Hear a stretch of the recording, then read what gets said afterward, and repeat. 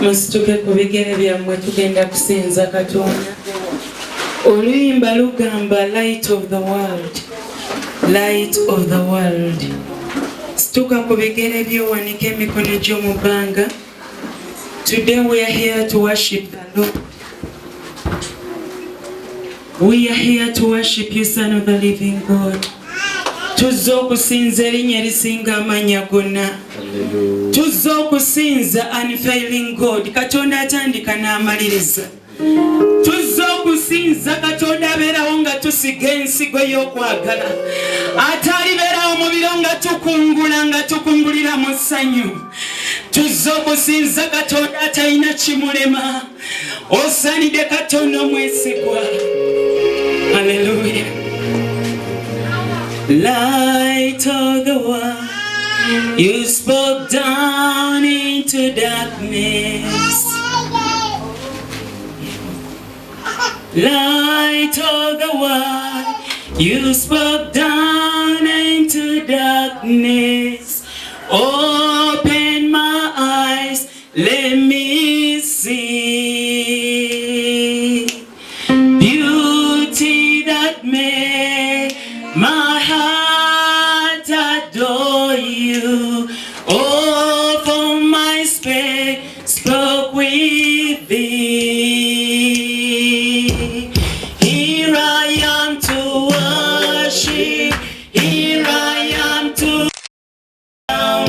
Here I am to say that you're my God. You're altogether worthy, altogether loving, altogether wonderful to me.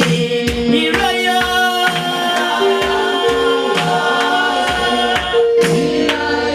Oh, here I am.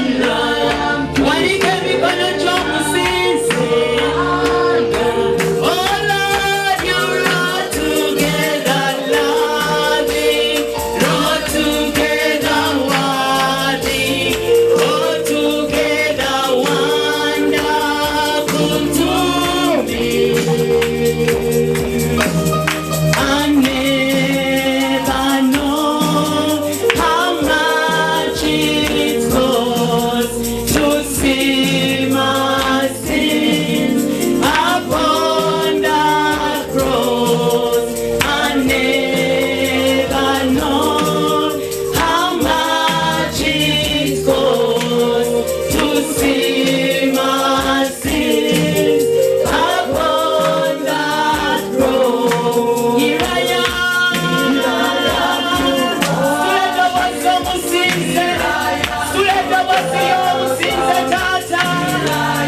To say that you're my God. You're together. Oh, you're together, Lord. You're together. Wonderful to me. Oh, here I am. Lord, here I am. Here I am.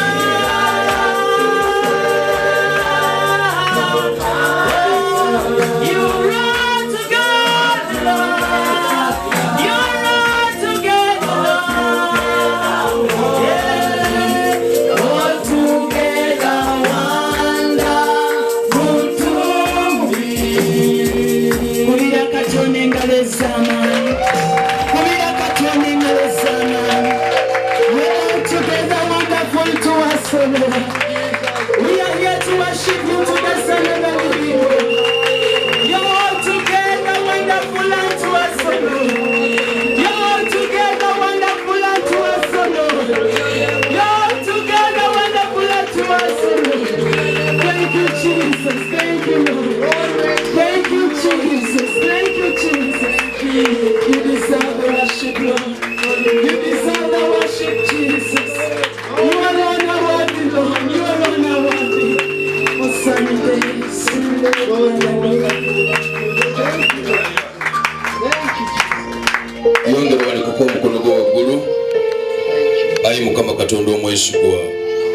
You told me today, Julius, remind my people my first principle. Katonda ba Katonda omwesigwa. I have come to bring to your people the first principle of success. Omwesigwa wa Isiraeli, abaana bo webali bangi mbalaba mu makubo bayayana okujja mu nnyumba yo. Ne Mukama tebalina gwe banoonya nti Julius, no, I'm nothing before you.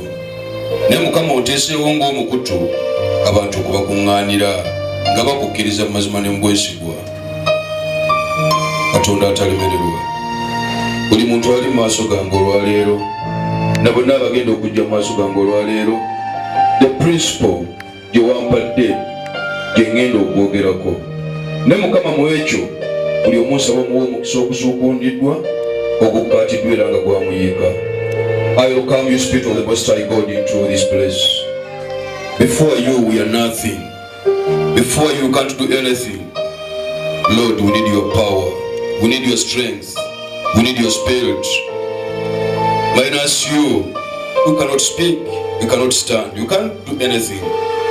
Lord, by your power, I submit these people into your hands. Let your spirit come and take control. Let your spirit come and guide us.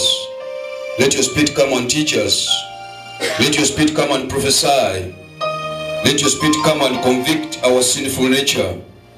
Let your spirit come and take the presence of our bodies into your spiritual nature. Katonda ba Katonda omwesigwa, abaana bo bonna mbateeka mu mikono gyo. Mukama banoonya ggwe. You gave me the first principle, and I've always written it in my book, Enjoying and Living a Blessed Life.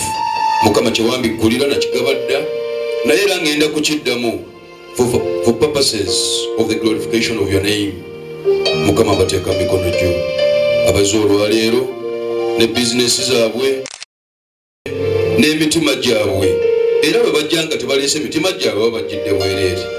Naye nkimanyi bulungi buli ajja wandezedde ebiri mu maaso gaabwe. Omwesigwa wa Isiraeli, I have come to confirm by the power of your name. Mukama, minus your name, I can't do anything. But by your name, then every knee shall bow. Katonda ba Katonda, bonna bateeka mu mikono gyo, in the mighty name of Jesus. Hallelujah! Hallelujah! Mbaniriza mu linnya lya Yesu. Mbaniriza mu linnya lya Yesu.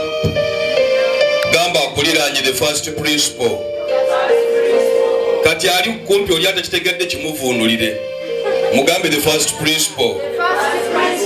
Nsa Mukama Katonda bizinesi yo olunaku olwaleero eyingirwemu amaanyi agazuukizibwa. Nsa Mukama Katonda obulamu bwo olwaleero buyingirwemu amaanyi agazuukisa. Nsa Mukama Katonda byonna byokola byolowooza ne byopulaninga olwaleero biyingirwemu amaanyi ag'enjawulo. Because of the first principle. Gamba because of the first principle. Because of the first principle. Obudde obusinga tusomesa nnyo abantu nti bizinesi zijja gaziwa, zijja kubeera z'amaanyi, naye nga tetubabuulidde principle ezigaziya. Kati ekyo kye kibeera ekizibu. Nze obulamu tebuba bwakuba bukubi mu ngalo, ekikulu kiba kimu kutegeera ekigaziya. Si weewaawo? Gamba muno the first principle. Nkwaniriza mu nnyumba mu linnya lya Yesu. Tetugenda kukozesa budde bungi. We are going to make a very simple summary as the Spirit directs us today. But I know at the end of the day, everybody will be at peace with the word. And the word is going to work more than it worked before. Katonda ajja tukola bulungi nnyo obuteegaanika. I know whoever gives a seed to this place can never remain the same. Can never remain the same. Can never remain the same. Nze wano kyemmanyi ne bwetandika okuyigiriza mu Luzungu. Ne bw'obanga tolutegeera omwoyo ajja kukutegeeza kye tuliko. Ate ojja kiwanguliranga mu linnya erya Yesu. Amiina. So oluusi bw'entabula ennimi tekikutawaanyanga, zonna Katonda azituwadde for the purpose of his kingdom. Amiina. So tekikutwaliranga kizibu ekyo. Bizonna zaffe. Nkimanyi bulungi wano omwoyo alumiriza, ate buli kye twogera Mukama kyawa omukisa mu linnya erya Yesu. Amiina. Friday December yo buli mwezi ogw'ekkumi buli mwaka ejja kuyitibwanga Christ the King Friday. Christ the King. Christ the King. Overnight yeyo oba ekyoto kya overnight yeyo kijja kubeerangako omutwe ogugamba Christ the King. If Christ is the King of nations, then every knee shall bow. That That's the purpose. Era buli mwaka tujja kuteekangayo actually no twali suppose no giteeka wali kasawe ka St. Augustine ne kati corona yatuyingirira. Nali maze okwogera ne bwana mukulu nga just tugenda kwogera ku bisale. So that tuteekewo olukuŋŋaano olw'amaanyi ku kasaawa awo ne kati corona n'atulengera gye tugenda. Kubanga tugenda kugulumiza Yesu ku kasaawe buli omu ng'alaba n'agamba musooke mulindeko Festina Lente. Ne tugamba wadde ogambe Festina Lente neera tujja kukyogera. Era Friday esembayo buli mwezi gwa 10 buli mwaka will be called Christ the King. No matter who you are, Christ is the King. Amen. No matter whichever position, no matter whichever background, Christ remains the King. So it will be Christ the King Friday. Onako tugenda kuluwangayo eri Kristo ye kabaka era tujja kusulanga mu mbuutu. That's why nja kusaba abaana bano Patience and the rest of the group Friday yo mujja kupa program yayo.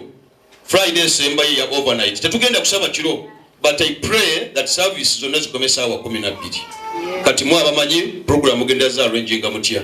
So will you tell me the arrangement of that day? Na yenga we are going to pray omwaka guno ensonga yange eriemu. Katonda kiyakutegekera ekisumuluzo omwaka guno oteekeddwa kikwata. Amina. N'abadde tanna kitegeere nti ekisumuluzo ky'omwaka guno oteekeddwa okukola ki? Oteekeddwa okukola ki? Waliwo agamba musumba tusigaziza emyezi 2 omwaka gugwewo no matter what. Ne bwe ziba ennaku z'omwezi 31 eddakiika 59 ne sekendi emu Mukama Katonda alikuwa puloti y'omulimu gwa Yesu. This is the year. This is the year. So ebisumuluzo by'omwaka guno I believe Mukama Katonda agenda bikuteeka mikono gyo. That's why bino byonna tubikola because Christ is the King. So ekyo njagadde okitegeere nga bukyali obeere ng'okyetegekera. We shall have different services on that Friday. Not every Friday we have services, no. We have one on special Friday and one on the overnight. Overnight yetu tujirinayo mubimanye bigenda maaso naye tujja beera nayo tujja kuba ne sala paka sawa nga 12 ez'akawungezi depending on the arrangement abana gye bana bakoze naye omutego olunaku olwo tujja kubeera nga Christ the King. I believe it is clear. Oli waddemba okutegeeza munno olunaku olwo tujja tusabiranga ko olunaku otuluwonge eri Katonda nnyini bulamu Kristo Yesu. Mbebaza abaana babeera wano Friday, Thursdays tubeera n'abantu bangi wano ku lw'ekitiibwa kya Mukama. Mwebale okwenyigiramu okujja okuzimba emirimu gya Mukama. Amina. Actually it is one purpose, just kuzimba emirimu gyani. Era nsaba Mukama Katonda buli akiwulira n'akola ekintu ekyo, sincerely speaking, Katonda aleme kulekanga kyekimu. Katonda aleme. Nze nkimanyi bulungi. Katonda omuntu gwateesa okuwangula mu maaso. Amazima amatuufu bw'alituuka mu maaso gange talirima kutwala kyayagala. Ne bw'oli musanga y'ebweru nga yabula. Bw'oli mutuuza obulungi ali kugamba ew'omusajja oyo nafunayo kino, nafunayo nakiri. Kyekituufu, that's what it is.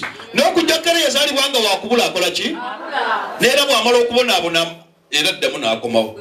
Taata nsonyiwa, ate nze nga nsonyiwa bambi. Nze sisiba busungu ku mutima. Kyekyo that's why oli osooka n'omuleka n'akola ki? N'azunga. Let me tell you, before you nga tonyala kwezuula bingi bisigala bikutawanya. Ne bw'olaba ekirungi ne bagamba eno nnyama ogamba nedda ono doodo. Kati omuntu alaba bw'atyo osooka n'omuleka n'asooka n'akoobera ddala. Amiina. Naye nze nkimanyi omuntu ajja mu maaso gange ng'amazima anoonya Katonda omulamu. Waliwo abaana abamu abajja wano mwagala okutwala omwoyo gwange mu misambwa mu masabo. Please mbamanyi omwoyo gwange teguwangulwa. Kakubuulire. Amina. Nja kubookya era emirundi giri 3. I'm waiting for the second and the third. Omwoyo gwange teguzanyirwako. Omwoyo gwange tegukola ki?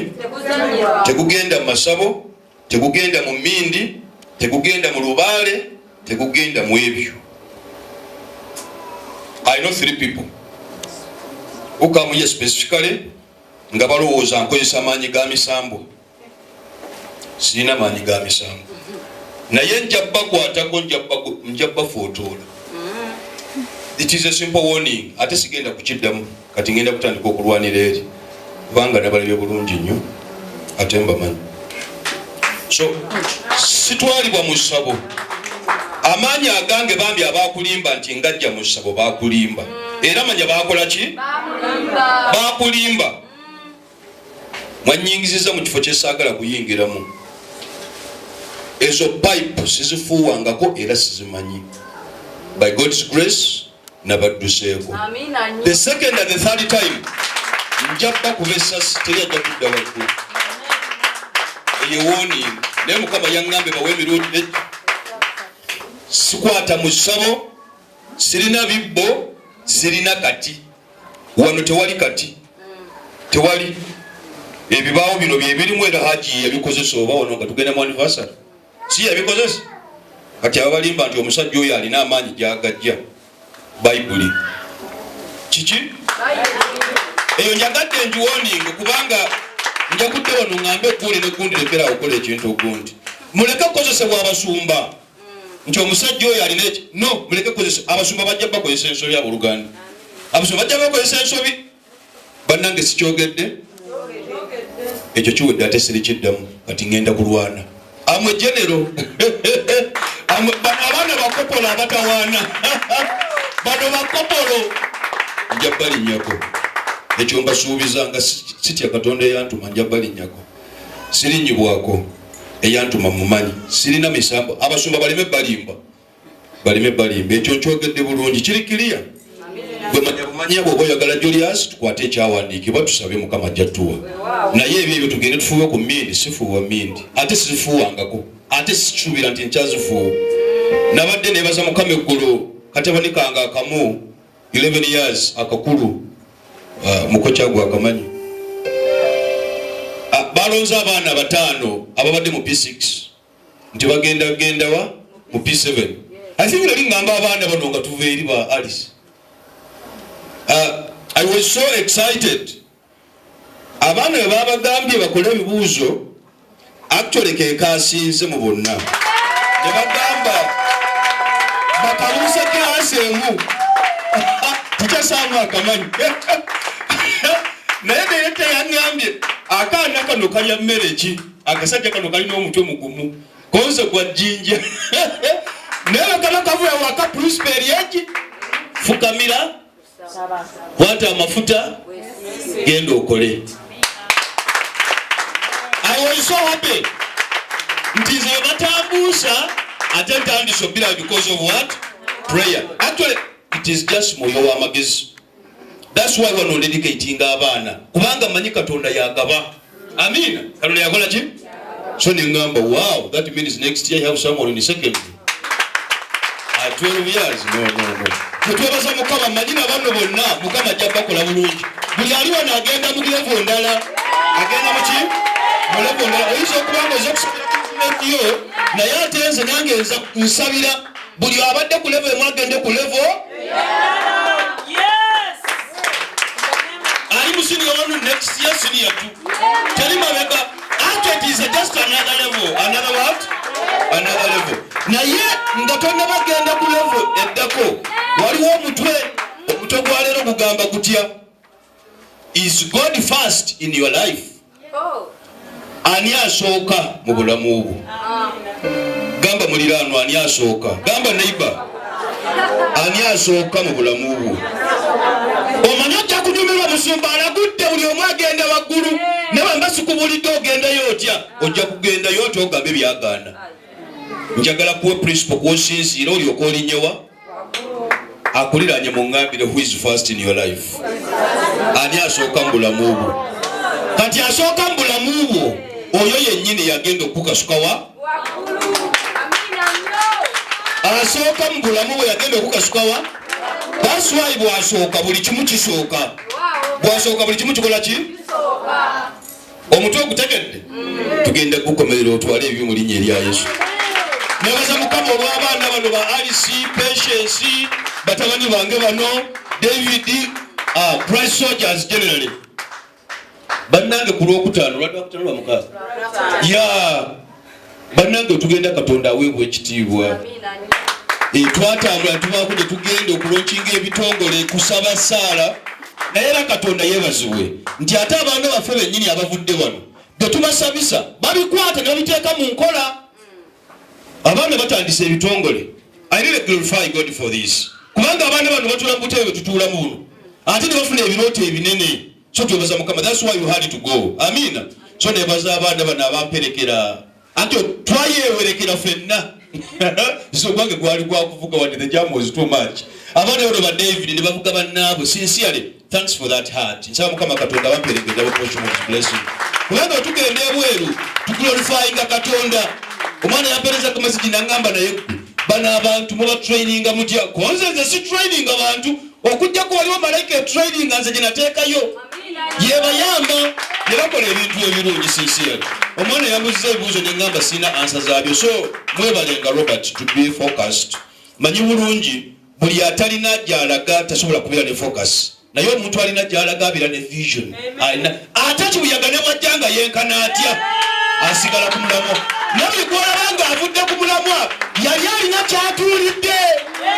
Era kankubuulire bw'olibeera kumpi nange ng'olina ky'otuulidde ng'onnimba bulimbi aga Katonda ndi kukuba. Nze sitya genda manju. I must be very clear to everybody. Noonya Katonda wo. My duty is to bring to the unfailing God. That's all. That's all. Ebisigadde saagala kumanya. Era kadde bakalituuka obusiina bulivaayo. Gobeera ku Katonda wo. Gobeera ku ki? Katonda wange. As long as we are together, abooluganda ojja kutuuka gy'oyagala. Ojja kutuuka kulyengedde. Nabadde nina omwana ono gwe nabadde ndaba ali luddawo oba I've not seen her yet. It was the other Thursday bwe yajjanga ngamba alina kayagala okugula ne mugamba akafoka n'akafaanana bwe kati 10 ku 10 n'asana wano. Ne mugamba nedda genda okole bwoti ne bwoti. Ntwalira amafuta simanyi wonna wogenda okugajja naye omanyi gye gali. Ontonyeza mu kafaaka amatonda aga azifu saamanya matondo 10 azifu saamanya matondo 2. Ne the spirit showed me million 3.5 nebo nali njogera moyo nangamba 2 zijjeeko yogere 3 nengamba kalindonyeza amatonde 3. Thursday wedde yajja na kyapa kyabukadde 3.3. Era simulaba obeje kyawedde simu bibino mbirine kusibu wano yabi nabikwata typical nene ngamba Katonda akola ebyo goli musasuzaaki. These are the people supposed not to be out of church. They must be in church because this glorifies God. Kankubulire buli kyokola and God is first in your life. Abooluganda manya ajja kusasula omukisa ogw'amaanyi. Amina. So nebaza Mukama kulw'abaana abo abatindiga enkuba yatutawaanya naye era Mukama yeebale abaana bayimirira kulw'ekitiibwa kya Katonda. Era n'olwaleero tuzze kubanga tulina gye tugenda. Abooluganda wano si waffe. Gamba munne wano si waffe. Era nkiwulira wano si waani. Tulina gye tukola ki? Ate gye tugenda gwe nange tugenda yaba. Naye ate ekinnuma kiri kimu Moses eyayogeranga ne Katonda yamaliriza tatuuseewa Kanani teyatuuka. Yakwamira Harani akafa bakayita Harani n'agamba Harani ye Kanani. Abooluganda omusajja yateeka akalango alinga ono omusajja anywesa abantu Mukama n'ayamba. Kayibanda ogula Mukama n'ayamba ng'omanyi ogenda kufuna amaanyi g'otamanyi muwendo. Bw'ogula Mukama n'ayamba akumulamu maanyi. Kyobulaba nze sibinywa. Omusajja alanga akalango n'agamba Mukama n'ayamba kituufu Mukama naye nga si kituufu. Omukazi yagamba bo akanza ali kano bw'okasiikisa ebijanjalo bifuuka nnyama. Omwana bwe yamusiika ewanga ali nawulira nga alidde ebijanjalo siddangamu mugamba akagule. Kyangu nnyo okuwulira Kanani n'owulira Harani. Kyangu nnyo. Kyangu nnyo I'm telling you. That's why sabana Mukama Katonda akumperenga distinct ears. Bagawulira akakadde kaba kakadde. Bagawulira 10 kiba 10. Bagawulira kituufu kiba kituufu. Ate okola ekyo mu linnya eryange. Amina. Amatu nagajja agasabira Mukama agagulenga bulungi. Moses yayogeranga ne Katonda face to face yamaliza kala litatuuseeyo. Kijja kunnuma. Omwana abadde ayogera face to face Katonda ng'akoze byenga ebikulu ate promised landing nga tatuuseewo. Naye ate tekigaana abalala kutuuka. Bagambe buli ali wano yanywedde kyayi. Ate kigaana abalala kukola ki? Waliwo agenda okutuuka ate batuukire ddala mu maanyi ate Mukama abawa ebinene n'ebikulu. Abasigadde bajjenga bagamba olaba oyo twatuulanga wamu ne musekerera ng'ayambadde olugoye oluliko ekituli. Mukama yeewala ekyo olwaleero olina olugoye oluliko ekituli.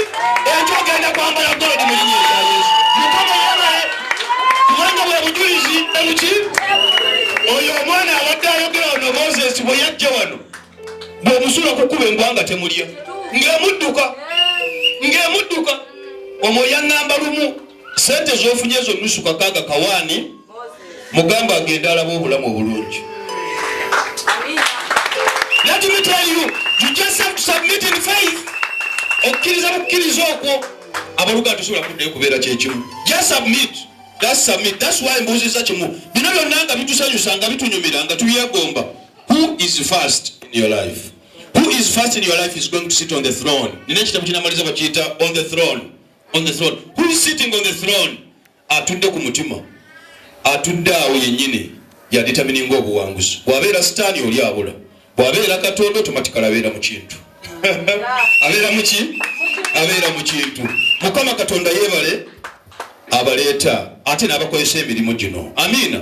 Twebaza Mukama abantu bafaayo, abantu bakiwulira. You have to do God's work. It's also my prayer. That's why nali ngamba Moses nga tuva kusasula sente kisooka. Ne ngamba no. Ngenda kugula church nga tutandikira ku kizimbe ekipya. N'atwa obuzibu buli bumu. Mukama atuwadde ebirabo eby'obunabbi okuvunula ekirooto. Kati towulira buwulisi njiri. Biri ebirabo abantu babyetaaga babiwanguliremu. Ojja kutuula abantu basibibwe. Ne ngamba Mukama no. Saba Moses nabikyusa not because nkola ku lwange waliwo andagira. Just release his people. Nenda nkiwulira. We need to be at home. So buli kyokola kikozesenga mutima ogumu. So tusaba Mukama Katonda buli azo olwaleero Mukama Katonda amukozesenga n'omutima ogw'ekitiibwa kye. Totunuulira mulala. Totunuulira ki? Weetunuulire wekka. Kubanga obuwanguzi buli wekka. Ojja kujja wano ogule emmotoka yo. Ogivugenga wekka otuuke wano olyokozeeyo abalala ate obagambe bannange musooke mwesangula ebisooto. Emmotoka tebayiyo naye obalekanga ne bagiddugazaako naawe.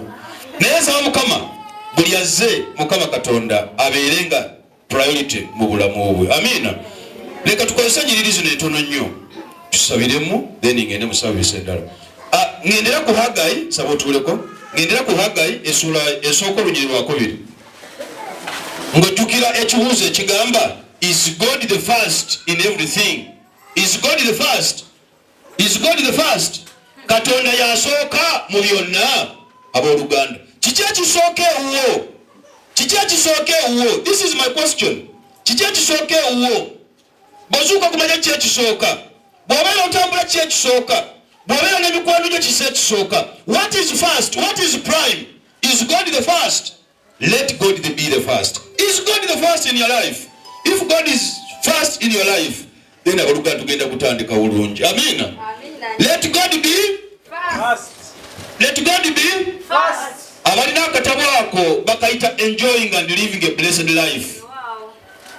Please pay very clear and well elaborated.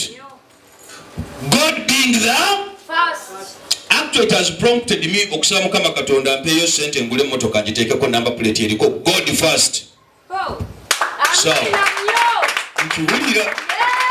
Era singa wano aliso ginsuulamu nziruka muddusi muywala engamba gamuteekeko God first. Hey, Amin. Mukifo ky'okuteekako bino simanyi 210 UBH. What is UBH? Let God be first. Hey, Amina. Nkiwulira nno ekintu ekyo ekiyita wanyu. Actually, nkusabirayo fuli y'emmotoka ngezi esooka ebeereko the unfailing God. Ey'okubiri ebeereko God the first. Eyokusatu ebeereko good morning Holy Spirit. Agamba omusajja yabbawo naye ng'aba oluganda Katonda yakikoze. Gamba emmotoka yange esooka egenda kubeereko God first. Ey'okubiri unfailing God. Eyokusatu good morning Holy Spirit. Hallelujah tukumpeere. Mukiwajja kuteerako nze munda byenvuddeyo nvuga kanamba. Mvuga UBH. Akanamba ka Katonda tekakaddiwa. Katonda akanamba nayakola ki? Nsaba Mukama Katonda akupeereyo ebintu ebyo. Ne woba ozimbye guyumba gwo oteekeko akagamba ako buli ayingiramu asanga mu sitting room yo God. Ne bino yingira nejjukira kye wankola. Wantwalako wange nange kankutwaleko. Sabo, let God be first. Olya kugamba otegeeza ki? Atali mu nsi yo tagenda bitegeera. Kati bino ne bwebyogera omuntu atali mu nsi yaffe tasobola kukola ki? Tusaba kubanga mbwakabaka obwaffe korona taliiyo. Tusaba sigambye munkwate bulungi. Sigambye taliiyo mu nsi. Ngambye nze mu bwakabaka bwendabamu obwange taliiyo. Obwange okitegedde. Obwesi bw'oyambala masiki gyambalire munno kubanga ensi ejja kukwata. Naye waggulu simulabayo. Naye wano wansi kamasiki kambale amazzi ganaabe abooluganda. Ebyawano Katonda yabikola. That's why my question was simple. Mukama akumpeerengayo ebintu ng'ebintu bye bakulaba ng'otambula nabyo biriko obugambo obwo. Katishaati koyambadde kaliko Fame International Cathedral at New Jerusalem City. God first. Abooluganda ojja kubeera unique. Ojja kubeera wanjawulo. Mu kigo ky'okuteekako ebyo osangayo omwana ng'ateeseeko erinnya lyo amusekise. Kabulenga ne sekise ow'embuzi. Bw'oteekako omwana yayambala t-shirt tagimanyi na kigambo ekigiriko ng'eriko ekigambo ich bin foolish. In German it means I'm a fool. Naye ng'ayambadde ich bin foolish. Nengamba bannange ono omwana t-shirt kyayambadde n'olugoye lwayambadde sooka otegere ebigambo ebiruliko bwe biba bya Luchina agamba nedda sooka enteefuna interpreter otekwesa ng'oyambadde I'm a dog ate bakuyityenga otandika okuleekaana. But it is the spirit. That's why nagamba nze nedda kankoleyo akantu kentegeera kaakano nga kaliko Jesus is the healer. His name is Christ Jesus. Good morning hole. Baleme kumpa byesitegeera. Byeme kumpa yakola ki? Ne Mukama yebale naawe okalina akataliko bigambo byotategeera. Omwana ayinza okwesa nga aliko ekintu. Well, but God must be first. Is God first in your life? Brothers and sisters, principle yenu. This is first principle. When God is first, then He takes control of your heart. Gamba neighbor, when God is first, He takes control of your heart. And whichever you do is determined by the principle. Because God is at the throne. So buli kyonna kyokola Katonda yadetermininga era yansalawo kubanga ali ku mutima. Therefore kigenda kubeera kirungi. The principle, that's the first principle. Every success tugenda kusabira business tuzibonge maaso ga Mukama. But the thing is, wali otuteka akali n'okamba Mukama business yange eno nsaba ba customers, nsaba overflow. Wali okyogeddeko Mukama asaba overflow. Wali okyogeddeko kati kambuuze osobola okukungula overflow nga tosize? Tutambule bulungi. Oyinza okufuna overflow nga tosize naye oba togisabye? Kati wogamba Mukama akusaba overflow n'otasiga, what do you expect? Business yange netambula musumba obaani yandoga weeroga wekka kubanga bagenda mukyakyo omusumba nakugamba kitwale business egenda gazuwa agaka tunategenda gazuwa. Where is the problem? God is not first. In the cycle of prosperity, in savings, tithes must be involved. A seed must be involved. An offering must be involved. No kwebaza every part of any. That's why brother abantu bana bakuwajja nalaba ebintu byemukula ng'abantu abakula na first world countries ajja busina gamba mwagala bukadde 10 bubuno awayo buwi because the heart is big. Ne wano omwana agamba nedda kafune bukadde bwange 5 agamba kansooke nkole ku byange bannange kansooke ne naazeeko ennaku bakuyita kwenaazako nnaku kansooke ne naazeeko ennaku nabo naabona dda ebya Katonda bijja kugoberera. Is God first now? Abooluganda ekitawanya in business development is God being first. Ne mu maka if God is not first amaka go oyagala tebujja kubeera mu ddembe. Ne wakiba kika ne baba That's why Bible yagamba, can the two move together unless they agree? Amos 3:3. Basobola okutambula wamu nga tebatabaganye. Tekisoboka. Era waddayo Proverbs 3:3. Ennyumba etalina Katonda omu etambulira wansi w'ekikolimo. Ojja kuba ayogera ku alhamdulillah, njogera ku Yesu. Ayogera ku Buddha, ayogera ku Bam. Different gods and different people. Can you move together? No. Who is first? God. Ebyo bye bitamanyisa Mukama nsa business yange egende maaso. Era sa Mukama Katonda buli mwana alina ono business. Ava mu kutundanga butuuzi atandika kusuubusanga busuubusa. Ne bagula mulimo Mukama akumpere promotion etali ya bulijjo. Akumpere promotion wakiri ngenda okulira omwana mu business eyo mu kintu ekyo is the supervisor. It means of the control of others. Akumpere control is the director, is the in charge of that. Akumpere that kind of promotion so that under service eri mukyajijukira Mukama akuweyo abantu 10 akakadde wabeereyo abali wansi abagamba boss tanajja nga you are the boss. Naye principle kutwala eryegi is God first. Is God first. When God is first, then the heart knows that God is first. When the heart knows that God is first, buli kyogenda okola kyakikola nga okijja ku mutima. Nemono ina mukadde kinana ko gaba muno mugenda kula byange musumba ayagala mukadde. For instance, if you can only get to mukadde nga 20 oba 15 ne bwaba next week tugenda mugenzi ku kizimbe kyofu no toliwo mwana abulina. But the problem is God is not and yet is the love of God. But what is the problem? God is not yet first. He has not yet sunk. He's not yet on the throne. But this person is moving to the destiny. This person is moving to that. Atambula agenda. Awulira no. Kansoke nange nenazeeke nnako abana bakwita kwenazaako ki? Ennaku. Katonda bw'atakunaazaako nnaku ensi ekunaaliza bwereere. Kankubulire. Ndabye abasajja abagagga bali ne baddeyo ku zero. Even yesterday namulabye ng'akaaba yandetedde ecupa y'amafuta. I was somewhere. Nandetedde ecupa y'amafuta n'agamba bannange musumba. Gwe Katonda ekisa kino akikuwa atya? Ne mugamba mwana wange genda mu supermarket oleete ecupa naye ekyoyinza obutandaba. Little did I know nti akutte booda agenze kuleeta cupa y'amafuta. N'egisabira naye nga bwakubuulira ebyemabega. Buli bugagga bwali bumuyitaba. Bwali bukola ki? Kali nange nemubuuza what happened. Then netandika okumubuulira akawonvu n'akagga. Bwe yatandise okukaaba nze nensimbula nenvaawo.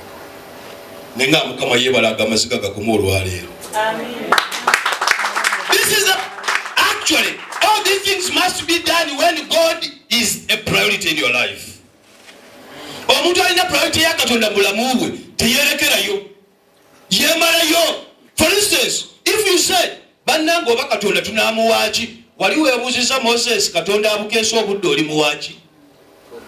Ate no ali sinatulina n'oluyimba ndyamuhaaki Mukama ndyamuhaaki. Kati atuleetedde ekizimbe nti kiikino ndyamuhaaki mugulire ekizimbe. Ajo kawulidde Mukama ndyamuhaaki. I first saw how to go olaba ate nomati anti bw'omulengerera eri alinga kavuga ka myaka 16. Mbabazi webale kuliisa mutabani wange. Webale I'm so happy. Nsanyuka nga mbalabako bannange. Kubanga manyi buli omunga bwe yajja. Manyi buli omunga bwe yakola ki? Manyi Haji yali asibise empale ebyayi. Naye mwatu ayambala engatto neegumira nayo neemutya. Ekitiibwa kya Mukama. Amina. Era Mukama yabaleeta enti yagula yennyini agyatuuliddemu n'akatebeke. Kati wamusanga enti n'amugamba gwe tomanyiira. Wano omanyiibwa nnyo. Please respect him. Kyayogera kituufu. Abaana abamu baagala kubaagala nnyo naye nga baleesewo leesu mayembe babaagale ku lw'amayembe ge baleesu. Ate oli aguza ntenti n'agituulamu ayagala yatuule mu ttaka. Era bannange nange Julius olusimbitawula naye ekyo kikolenga because ate wamaanyi must be a servant. Naye nga alinoyita mayembe go n'otweragirako nti nza kugula bwe nagagula obukadde 5. God was not first. Ne waliwo abalina Katonda being first. Then they do what is God's. Amina. And God will always reward them. God rewards you because He is first. Let me tell you, when God is throne. When God is on the spirit, on the heart, aboluganda buli kyokola kigenda kubeera determined by him.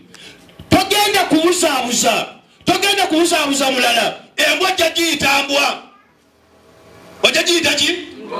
That's it. Katonda yagala nti ekyo kyegiri kyokoze kirina kwe kigenda okunyiga. Yes, true, naye nga kisanyusaani Katonda. Ekikanja kigenda kutawana kubanga walokoka, ne kigenda kunoonya nnyo ng'opakinze V8 ate ng'okiwa ekicupa kya soda. Kigenda kunoonya. I'm telling you what you know, ekika kyange kimmanyi, ekika tekikumanyi. Omuntu ajja kumanya ng'oliko amaanyi ge batalaba. Nebino babalaba bino ebya bulijjo, ne bwonna oba okiguze, ne bwonna oba ofunye ebirungi, abooluganda tobitunuulira. Tunuulira Katonda abikuwa. Katonda agala ki? Be first. Be what? Let God be first. Actually, Katonda bw'anaabeeranga number 1. Number 1. Ajja kufuulanga number 1. Tukaddemu. Katonda bw'abeera number 1. Naawe akufuula number 1. Bw'abeera number 1 mu business yo, naawe akifuula number 1. Katonda tasobola kulyaza amanya business yo. Tasobola kulyaza amanya abaana bo. Tasobola. Bannange nina obujulizi bw'otamanyi muwendo nze. Mbuulira naye mbyerekeza bwerekereza. Because njagala ofune emmere n'ebireeta. Katonda buli lwabeera wa kitiibwa muggwe naawe ofuuka wa kitiibwa. Kati ebyo byebisika ebirungi. Amiina. Muggwe muteekeddwa okubaamu amaanyi agasooka. Mwana wange wansawo, the first principle teekako God first. God what? First. Katonda yabasooka. Katonda bw'abanga yasooka, ebisigadde byonna bijja kuleekaana. Naye nga Katonda abooluganda asituse. Buli ekinaaleekaananga Katonda ajja kivuunamyanga kubanga muggwe mulimu ekiwangula. Muggwe mulimu ekikola ki? Amaloboozi gajja kujja, ebigambo bijja kusalagana, abantu bajja kwogera, naye bwe bisanga ggwe ng'olina ekigambo ky'oyimiriddeko, oli ne bw'alyogera ebigambo 8 tebiraba mukisa. Nsaba Mukama Katonda ebijjanga ewuwo bituukenga Mukama abifudde omukisa. Bijjenga Mukama abifudde omukisa. Kubanga tebajja kugaana kwogerera. Tebajja kugaana. Bajja kukusulako nekyotamanyi. Naye ebyo tobityanga. Actually, whichever challenge you have is just a stone or a stepping stone to another level. Amen. If you always submit it to the unfailing God, whichever challenge comes, whichever tribulation, bulichola bange gwa, eggwa lijja kuvumita kubanga olina amaanyi agalijjamu. Katabani kange abadde kaagala okulya ekyennyanja ne kagula ekifu kya 10,500. Eggumba ne likafumita. Ne kala nikokka. Eggumba liriwa? Mama oko n'akagamba owange. Si gwe wakyegulidde. Yasama genda mu ndabirwamu gye yeggumba w'oliwulira. Ne kagenda mu ndabirwamu ne kaasaba ne kajjayo ki? Ku makya kakedde kulya muwogo. Waliwo eggumba erigenda okuvumita kubanga olina amaanyi agalijjamu. Eggwa terikuvumita kubanga ligenda kukutta. Likuvumita kubanga olina amaanyi agakola ki? Oli wakitegedde? Buli ekikulumba tekirina maanyi.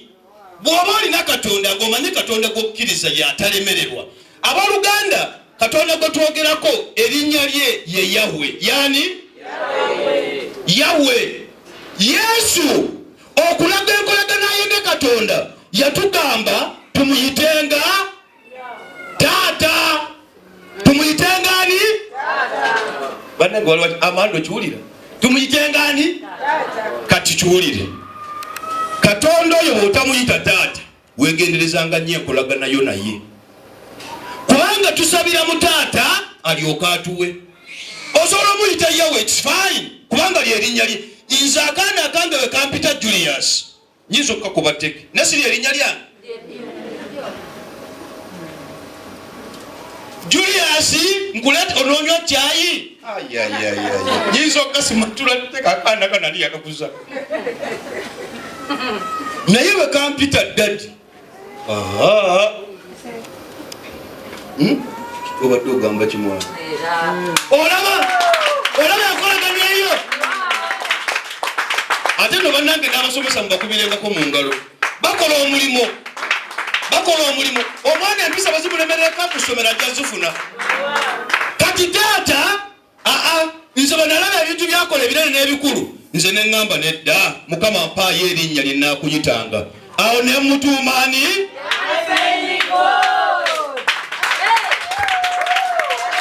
kati whoever prays to the unfailing Father abooluganda amuwa kiralu is the unfailing God, is the unfailing Father. This is a revelation abooluganda, it's a revelation. Katonda akikuwa n'agamba no because mwatyo mwayisa amaanyi ge nti buli wogamba nedda Katonda wange tagenda kulemererwa akwambaza what you call a special anointing, akwambaza maanyi mapya then Katonda yeegulumiza nga Katonda mbulamu bwe. Amina. Is God first in all. Nga Katonda bagamba Mukama business yange yaganda okugaziwa n'abalogo bangi abagijjuddemu naye ani agifuga amaka gange ge gagatereera kituufu naye ani agafuga relationship ezange teziwangaala kituufu naye ani akulembera nze abaana bange benzaala be basiru kituufu ani abazaala ani abakulembera ani abasomesa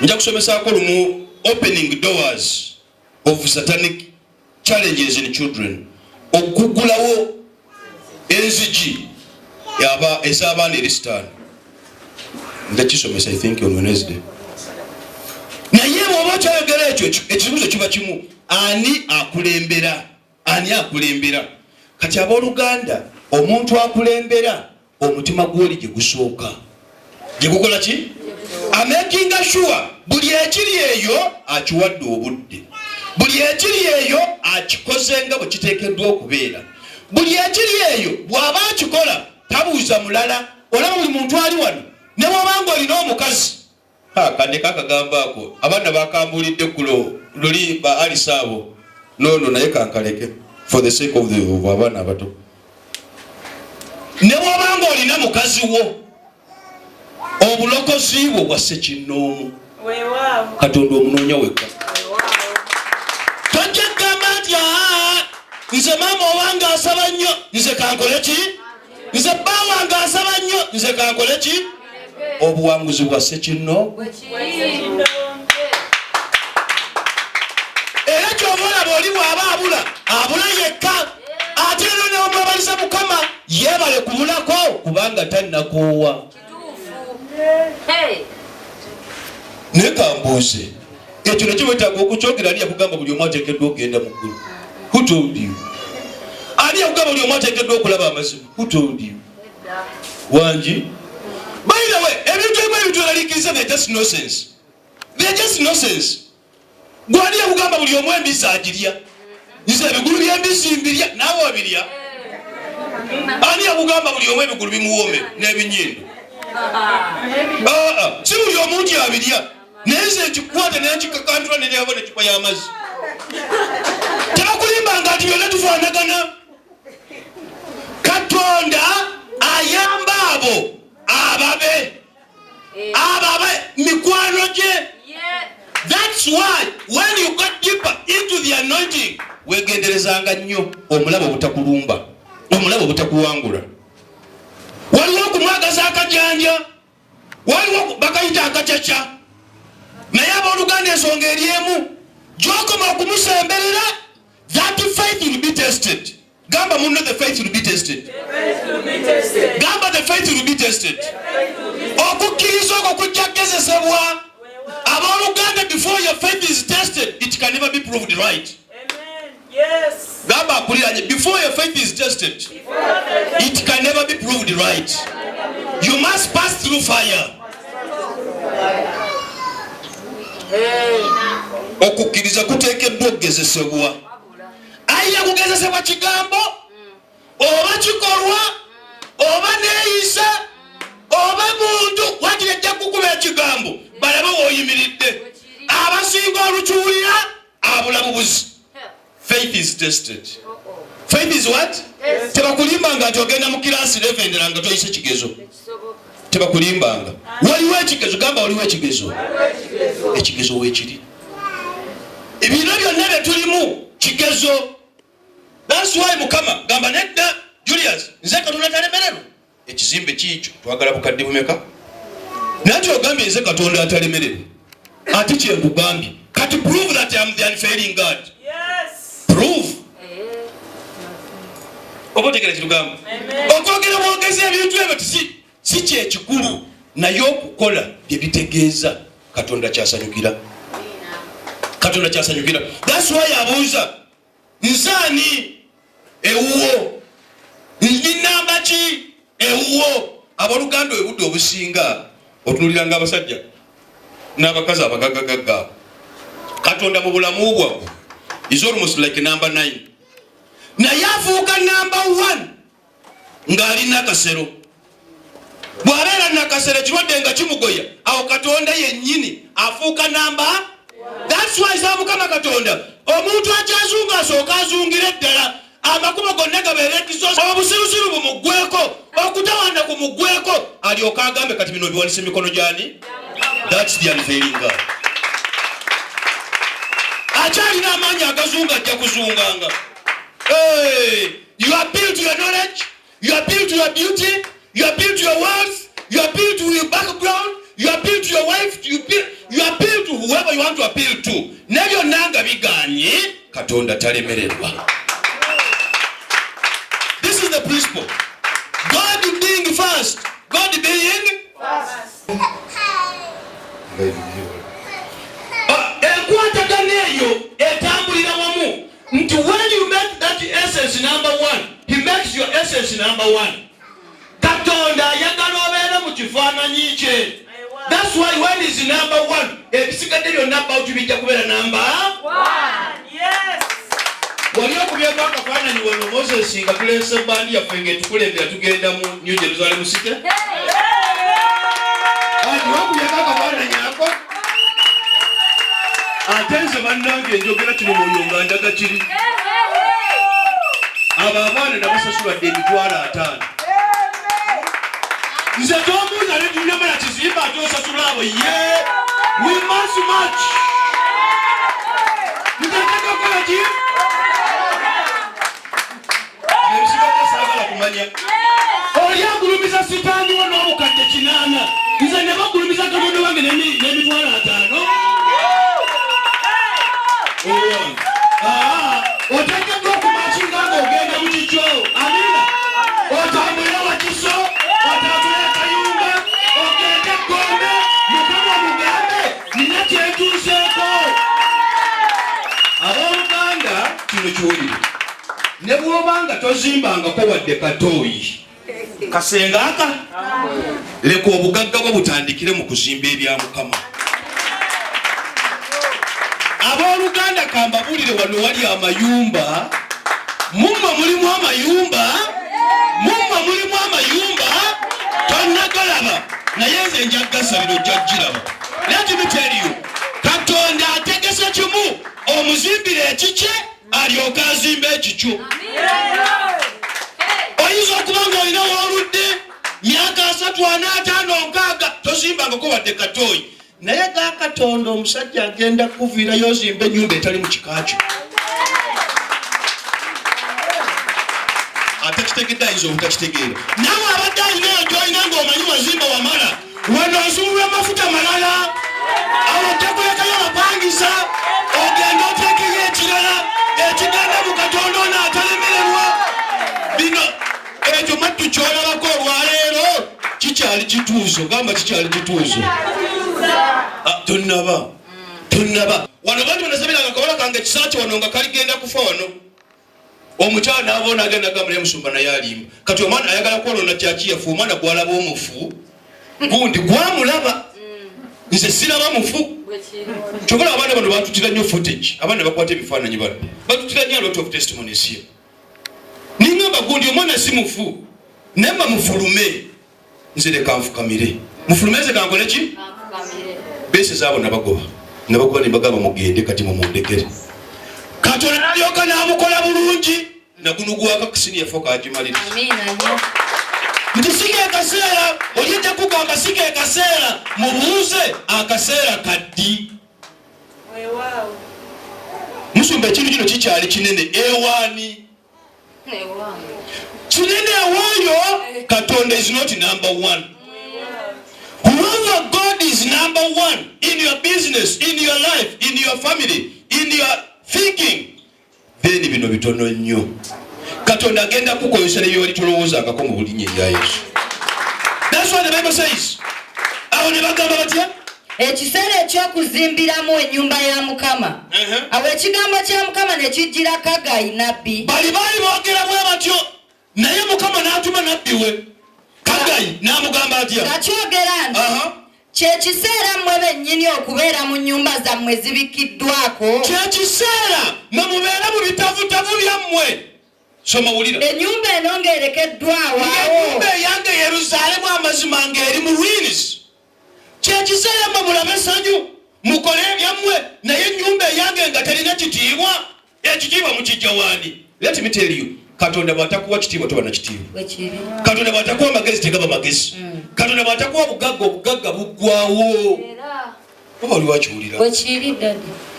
So ddamu olunyiriri owulire. Kaggayi yabagamba atya?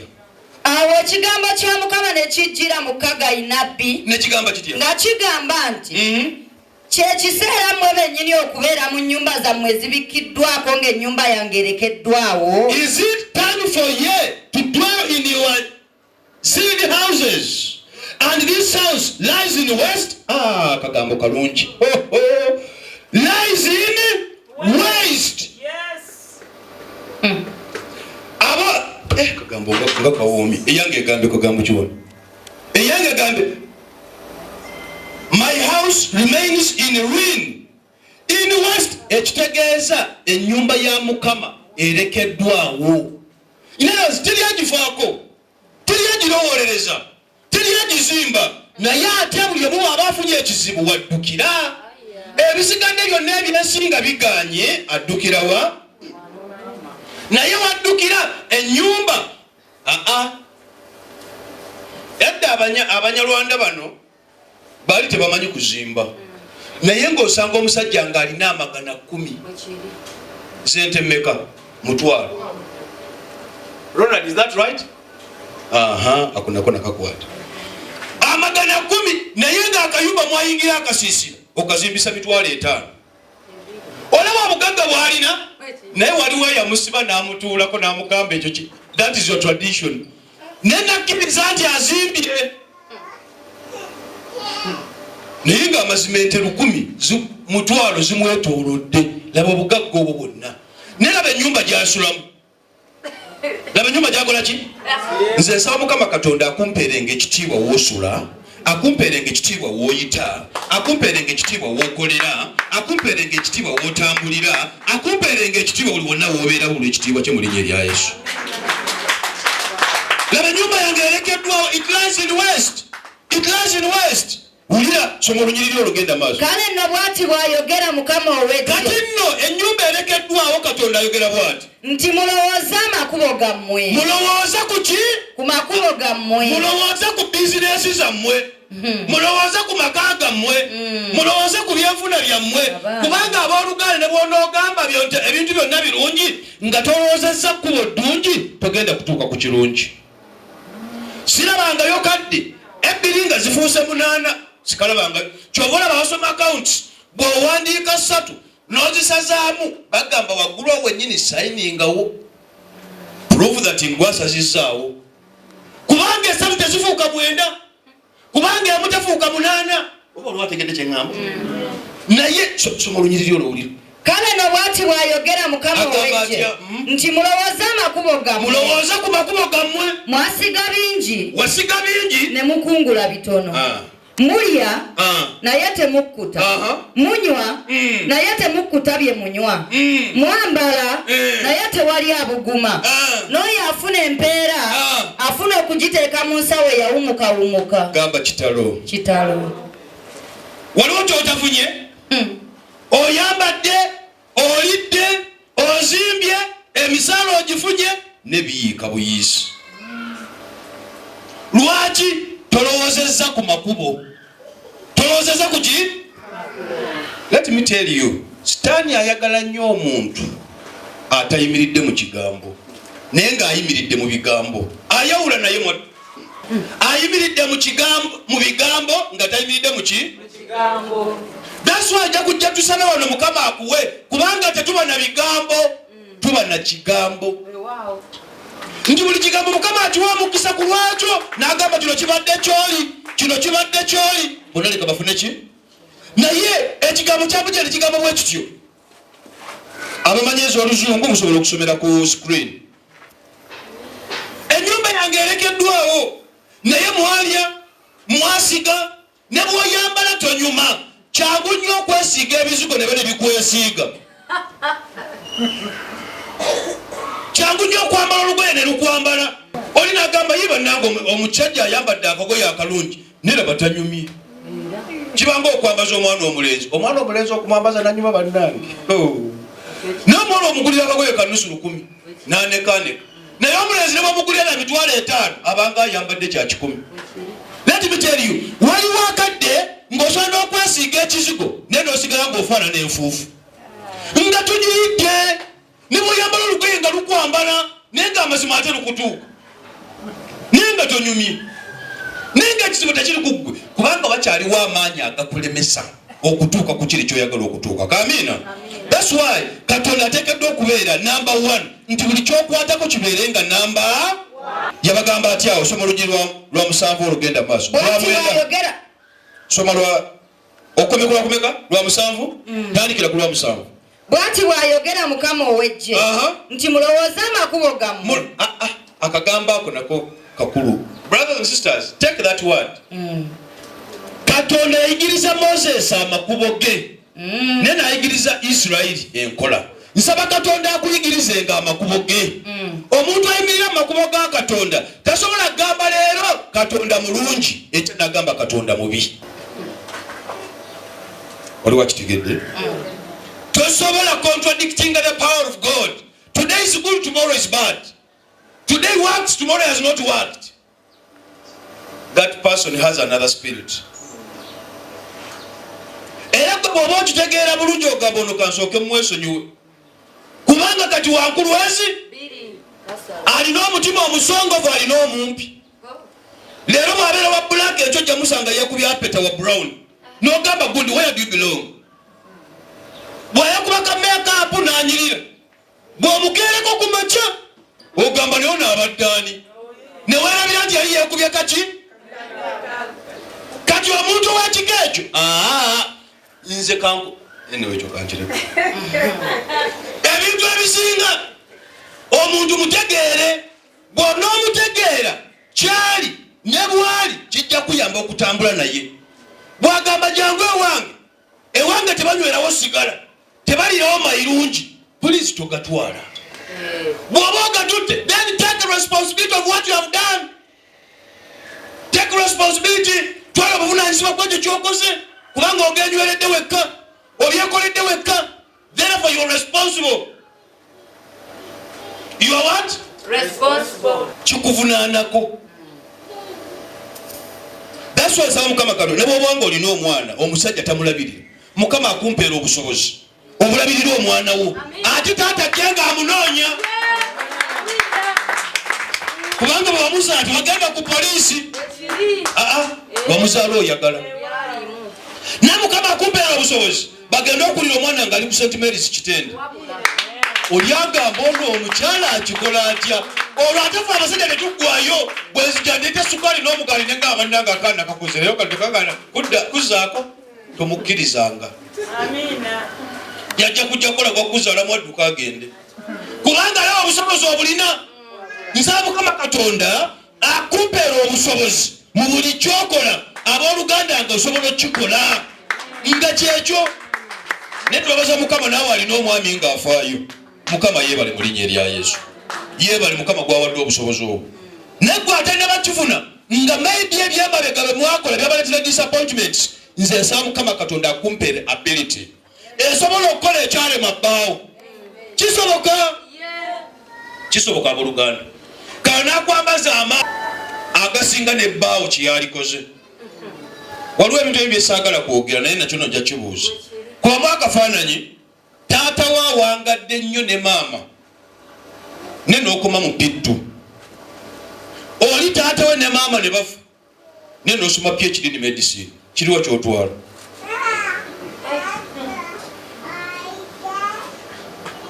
I'm asking. Kale, the answer is deep in your heart. Petu bazadde bonna webali nze nakuzaala si balamba teri mulema naye mama taata bayitibwa dda Katonda atalemererwa ne Katonda n'ayimirirawo mu kika kyewamu bwasoose okusoma medicine ate olina ne PhD mu medicine you a doctor of doctors kiriwa kyotwala ekyo kankikulekera genda wa ne kati mu lusozi yewa sawo yange kati mu lusozi wewowola bawali okunyigirizibwa mukama akaddeke tulimu nga ka covid tunakugulira tukyekizimbe mukama ateze nga sikola esente nazijja wate musumbanga agamba tuweeyo azakameeza omwami yazikendeeza abadde aleka 15 kati aleka 12 bannange nze nazijja olulaba olusozi naye kati nze nga tebanne bakunsasula musaala ate kusande empulira njagala genda ku church nze nazijjawa olulaba olusozi nze mmaze akadde n'abaana tebalina kyakulya nerandiroodi amanja myezi 10 ate musobaga abannange tuweeyo tugule ekizimbe ekyobukadde 1000 nze ndifa nzikutteko omwana w'abakadde obe wabafa abaana balina ebigambo nze omwana w'abafa ababiri waliwo nawulidde jjo ng'agamba nze omwana w'abatamiivu abaana bayogerako ebigambo ate naddamu n'asaba omukisa naye yeyise wabaki nze gwe bazaalira mu ssabo si nsonga olwo olusozi Katonda lwayagala ogendemu ojjeyo ettimba emu ojjeyo olubaawo oluleete omuzimbire aweebwe ekitiibwa naye alyoka akuwa ekitiibwa mu linnya erya Yesu. That means Katonda is first. God is first. Nti mu buli mbeera abooluganda si nsonga okola oba tokola, si nsonga akameeza we kali oba tekaliiwo, si nsonga oli mulamu oba oli mulwadde, asigala ebisatu byewetaaga okukola mulamu nga tonnaba mu bulamu bwensi. Ekisooka okuzimbira Mukama ekiggwaki. Gamba okuzimbira Mukama ekiggwaki. Tovanga mu nsi nga tokikoze. Kati omukisa guzze nti Mukama ayagala akuwa ebyobugagga ng'omuwa ebyobugagga byo. Ekyokubiri osimangayo oluzi. Gamba kuno osimangayo oluzi. Bw'olaba akaala akatalina mazzi waakirekawo amazzi kati kawe nayikondo. Ekyokusatu ofunangayo akadde n'okola eddwaliro oba essomero. Ebintu ebisatu ebyo nkusabira tovanga mu nsi nga tobikoze. Omulala ajja kitegeera enkya naye njogedde kyaleero. Kati wano Mukama atukoze bulungi nti buli omu ali wano agenda muzimbira ennyumba. Watu yeyo tiki 10 ku kinnaakyo Mukama agikuwadde. Kubanga ebintu ebyo byonna byenjogeddeko bikwata bulamu. Gamba bikwata bulamu. Bikwata ku bulamu. Kati buli waba obikola oba okola kya bulamu manya Mukama agenda kuwa omukisa ogw'amaanyi mu linnya erya Yesu. Genda mu lusozi ondeetereyo olubaawo. Onzimbira ennyumba nja gisanyukiramu ate mpwebwa ekitiibwa bw'ati bw'agamba. Naye olw'omwenda lugamba lutya? Soma olw'omwenda. Mwasuubira bingi. Mwasuubira bingi. Kale laba ne biba bitono. Laba. Era bwe mwabireeteeka. Era mwabireeteeka. Ne mbifuumuula. Lwaki? Lwaki? Bw'ayogera Mukama ow'eggye. Lwaki yakikola? Ogw'ennyumba yange ebeeraawo ng'erekeddwawo nammwe ne muddukira buli omu eri ennyumba ye. Waliwo awulira akagamba ako. Olaba lwaki yabifuumuula?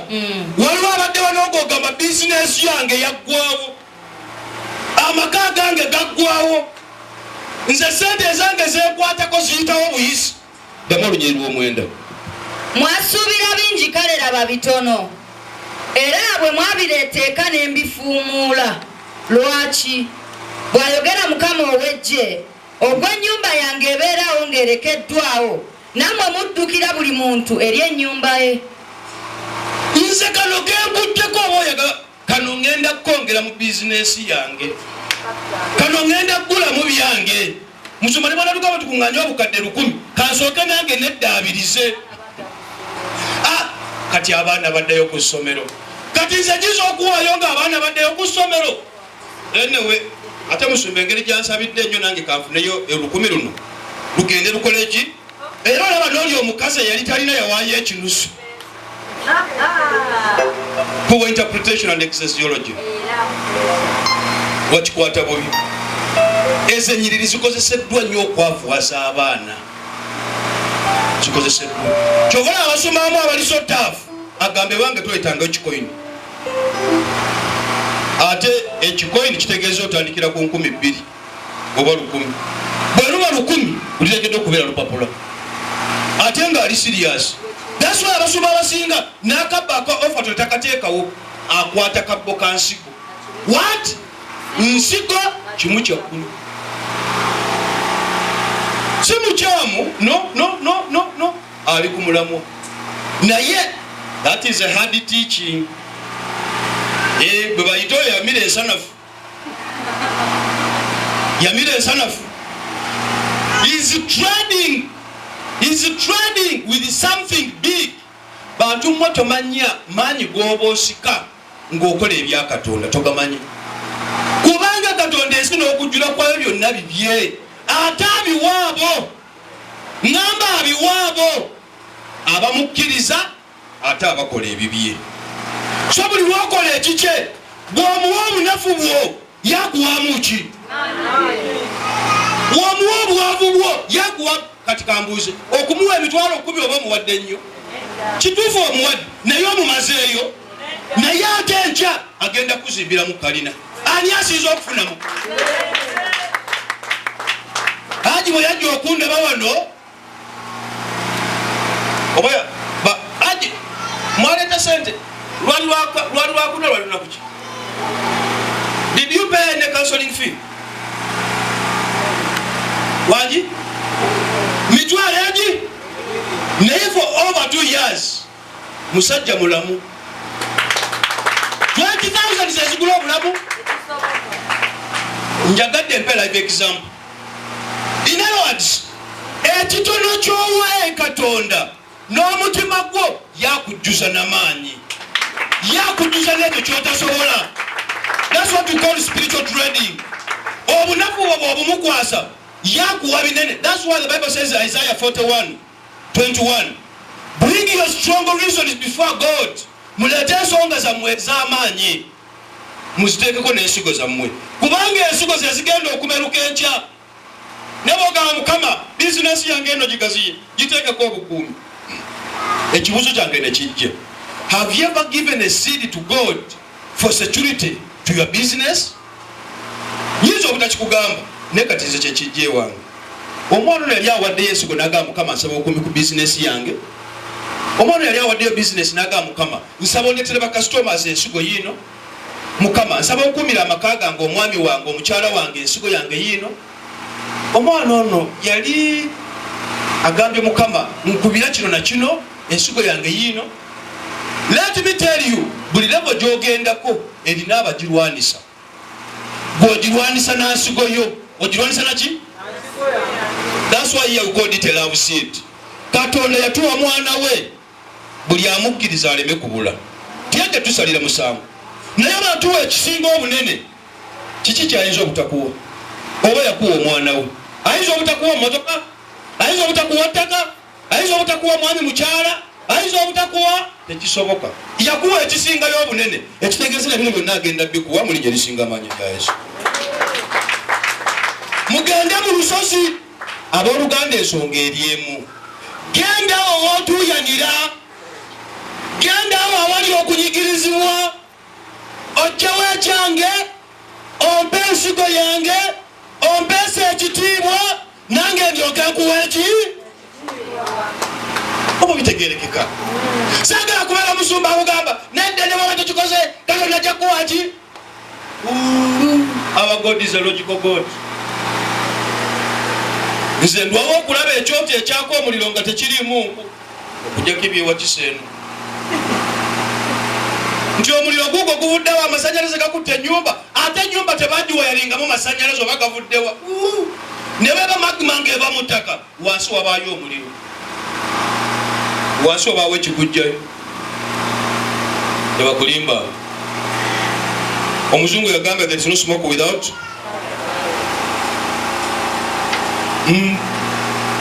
somo lunyiriro tulumalirize nabifuuwa era tewabirabamu mukisa awo somo lunyiriro omalirize tulabe. Kale laba eggulu kyerivudde liziyizibwa okuleeta omusulo akwanno kubanga tokoze byange nange nno ngenda kuleetera ekyeya ngenda kuleetera ki ekyeya kati awo nettaka likole litya n'ettaka ne lirema okubala ebibala byalyo kati otandika okusiga ensigo zo zireme kuleeta bibala. Musumba olaba eno yiika namba nze nagiteekamu ensawo namba ey'ebijanjaalo nabannange oba katono nze namukola ki laba amazima nzigyemu akataasa k'ebijanjaalo lwaki oyagala ensawo 5 ye nga tewakola kiki ddamu olunyiriri n'empita ekyanda okujja ku nsi nja kuziyiza eggulu lireme okuleeta amazzi ne ku nsozi ne ku ngano n'ettaka eryo lireme okuleeta ebibala ndyoke mbaleetera ekyeya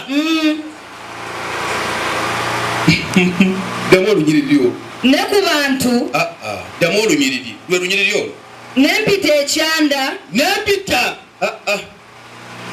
kale ku lwammwe eggulu kyerivudde liziyizibwa okuleeta omusulo. That's why my intercessors bwe baba basaba wano baba basumulula bwengula baba bakola ki basumulula bwengula nagamba kati omanya oli bwatuuka nasanga nga bali mutezera kati oli atuuyana puliza atuuyana ku lulwo atuyana ku lwani lwange nti emyoyo egiramulira mu kifo kino gireme kujja kubbako ekikyo bw'oba osaba obeere focused on to the word ate okole ekigambo ekyo kyekibasabisa ba intercessors. That's why nasaba mukama Katonda bafune uniform eya green. Intercessors mwetaaga uniform eya green. The spirit shows much that green means growth, hope, life. Mufune uniform ya green yeyo. Katonda asobola okukwata eggulu ng'akozesa omulabe alyoke yeegulumize mu bulamu bwo olyoke oddeyo omuvunnamire. Abooluganda Katonda bw'abangako obulamu bwakuwadde n'ekintu kyakuwadde ofubanga kintu kimu kukola bibye. Waliwo omuntu wano abantu wano abajja nga temukyetaaga kubeera nsaba kino nono ng'oteekeddwa okubeera nga weebaza bwebaza ekyasooka nga kiteekeddwa okuleetera ekiddaku. That's it. Bw'oba omanya Katonda waliwo kye yajjawo tandikanga butandisi kumwebaza n'ekiddako ajja kijjawo through worship, through praise, through doing his work.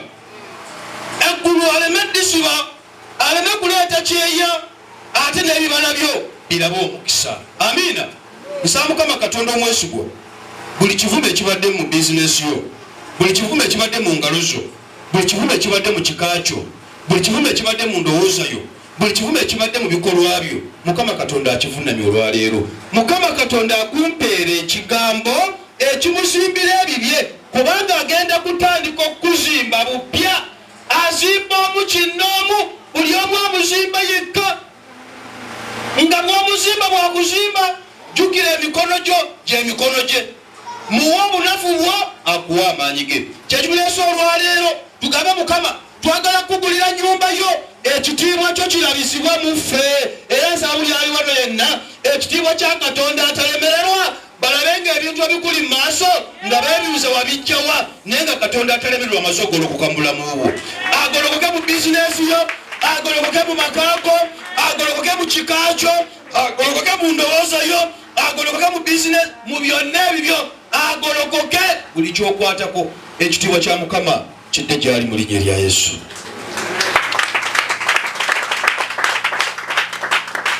Whichever we do, kakibeere for God's glory. Amina.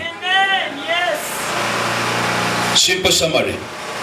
Obulokozi buli ku mutwe gwa buli muntu. Tibuli ku buli mitwe. Nze gundi kubanga simulabye nange sijja kusaba. Nti Katonda takola asigala ye Katonda. Let me tell you. Mukama yebale nti ebyo abikolanga Katonda. Nesala yange just is one. God be first. Katonda abeere number one.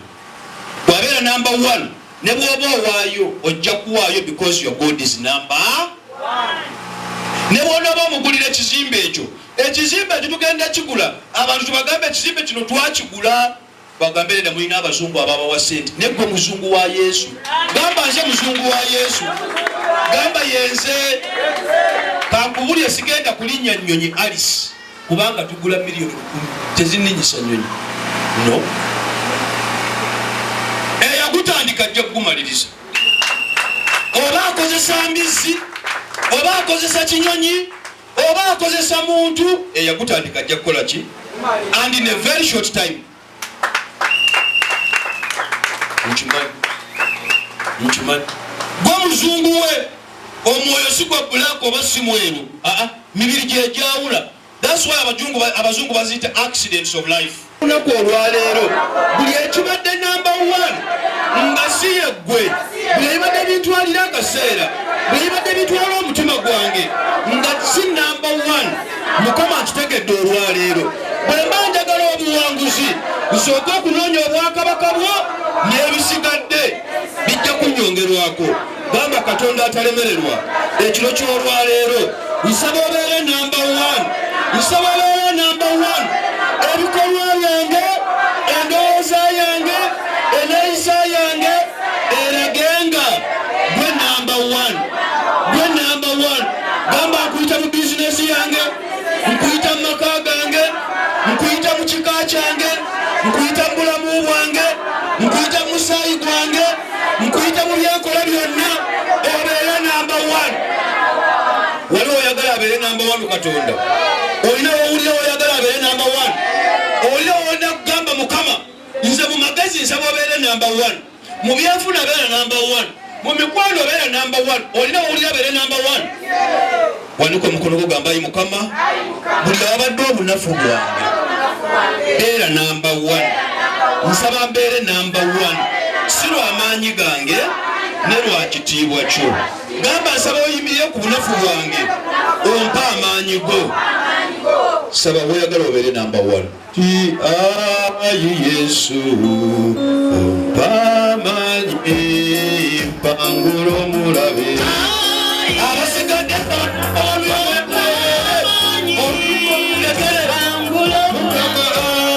Yesu ompa amaanyi mpangula amanja. Yesu ompa amaanyi Mukama. Yesu ompa amaanyi agalinnya ku misambwa gy'ekika. Yesu ompa amaanyi Mukama. Mukama Yesu ompa amaanyi agakuba omulabe mu bulamu bwange. Yesu ompe Mukama Yesu ompa amaanyi agasaanyaawo obulifu mu kasaale. Yesu Mukama Yesu ompa amaanyi agaggyawo obunafu bwange. Yesu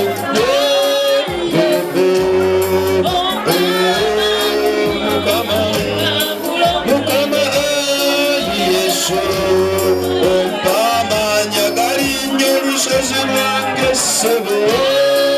Yesu Mukama Yesu ompa amaanyi agafuna obugabirizi. Yesu Mukama. Buli omugamba ayi Mukama, ayi Mukama, buli bunafu obubadde mu bulamu bwange bukoma olwaleero. Bizinesi yange ekibadde kigana okuwaguza, ekibadde kigana okuwangula, ekibadde kigana amaka gange okubeeramu essanyu, okubeeramu obugabirizi, okulabisibwa ekitiibwa kyo. Gamba olunaku olwaleero nkitegedde tobadde namba 1, tobadde namba 1. Okuva olwaleero ngenda kufuula namba 1, ngenda kufuula namba 1 mu bulamu bwange, mu ndowooza yange, mu byenkola. Nsabayo Mukama olabisibwenga mu nze mu linnya erisinga amaanyi erya Yesu. Mukama Katonda ba Isirayiri, Katonda ba Katonda, eggwanga lye likuŋŋaanye mu maaso gange. Mukama teri awangula nga takufudde namba 1. Buli lwosembayo ebyo bisembayo. Waliwo abadde alemererwa Mukama nga tannaba kutegeera nti gwe the master key. Katonda ba Katonda, kkiriza ekiro ky'olwaleero abaana be bagenda okukola ku lw'ennyumba yo, ku lw'amaka gaabwe, ku lw'emirimu gyabwe, ku lw'obulamu bwabwe, obeerenga namba 1. Ate weeragenga obaviirengayo, ekitiibwa kyo kirabisibwe mu bulamu bwabwe mu linnya erisinga amaanyi erya Yesu. Mukama akufuulire namba 1, akufuulire namba, naye ng'omufudde namba ye principal.